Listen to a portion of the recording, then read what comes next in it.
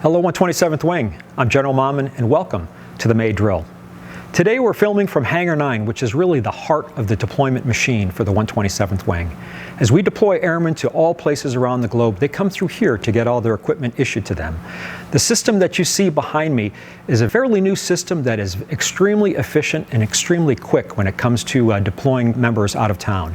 In fact, they can simultaneously get equipment for up to 8 airmen and in minutes have them out the door to their next event. We can process hundreds of people a day through this facility very efficiently and very effectively. Looking at deployments, this facility will be used pretty extensively later on this summer when we deploy to Germany for Air Defender, and also when our tankers deploy downrange later this summer. So there'll be a lot of movement, a lot of moving pieces this summer for this facility. Looking back at the April drill and our exercise, I just wanted to have a few comments on how proud I am of the organization and how well it was, how well the exercise turned out, and the learning events that we had in that time frame. Again, we learned a lot during those exercises. That's why we do it. We learn in order to get better. Now that exercise was exercising the Air Force's #1 deterrence mission.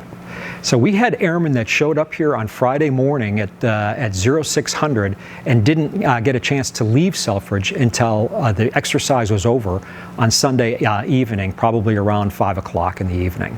So during that time frame, those airmen and the aircraft that were out there had to be supported, and they have to be supported by all our support agencies. One of the feedback items I received from the team was that there was a lot of folks that didn't quite understand what the exercise was all about and what the mission is all about. So in the future, we're going to have a road show that's going to come here to Selfridge to talk about the Air Force's #1 deterrence mission. And I encourage every airman, especially the new airmen who have never seen this exercise, to go to the road show so they can understand the why behind why we do this exercise and why it is so important. Looking at the May drill, this is going to be mostly focused on your readiness and AFSC training. Again, getting ready to deploy later this summer for all the airmen that are going to be doing so. So please focus on your readiness and your AFSC skills training. Now the last drill, we talked about the Air Force Force Generation Model, or the new way we're going to be deploying as an Air Force moving out.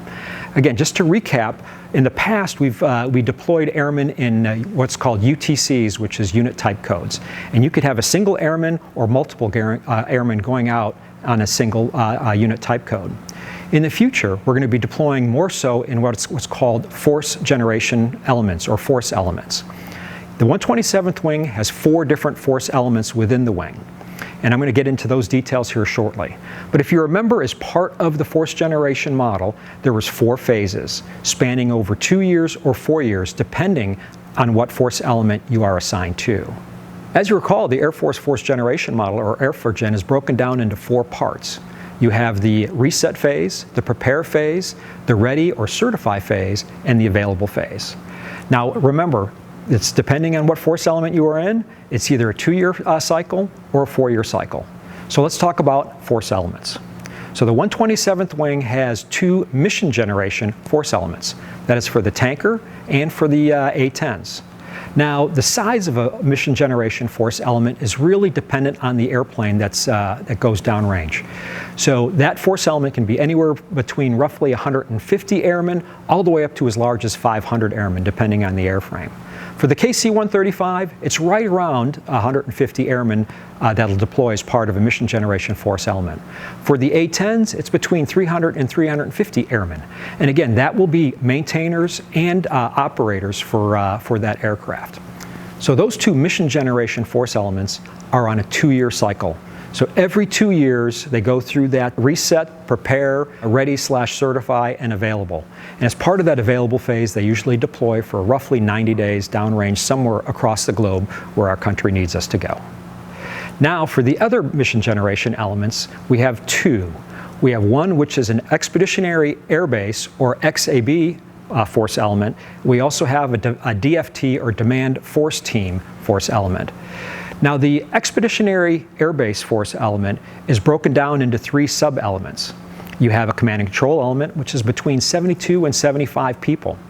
Now, as you recall, as part of Air Defender 23, we're taking a tailored package of that command and control element to Germany, roughly 55 airmen that are going to be going downrange here in June. The next two sub-elements are an establish the base force element and an operate the base force element. Together, that's about 297 airmen in the establish the base force element and an additional 300 airmen in the operate the base element. Combined, those three force elements are roughly 673 airmen that can go anywhere in the world and establish a base in 2 weeks' time and be fully operational and can house up to 5 different mission generation force elements and have them operate out of their base and out of 3 contingency locations. So what's part of that Expeditionary Air Base element? Primarily all of the support group and the headquarters package for the 127th Wing. Now, not all of those 673 airmen will be sourced from the 127th Wing. In fact, the plan is right now that we will be married up with another wing in the Air National Guard to supply that Expeditionary Air Base Force element. And again, it'll be determined here in the near future who that wing will be, but when we go downrange, we can expect that'll be in about 2.5 years when we exercise that Expeditionary Air Base Force element.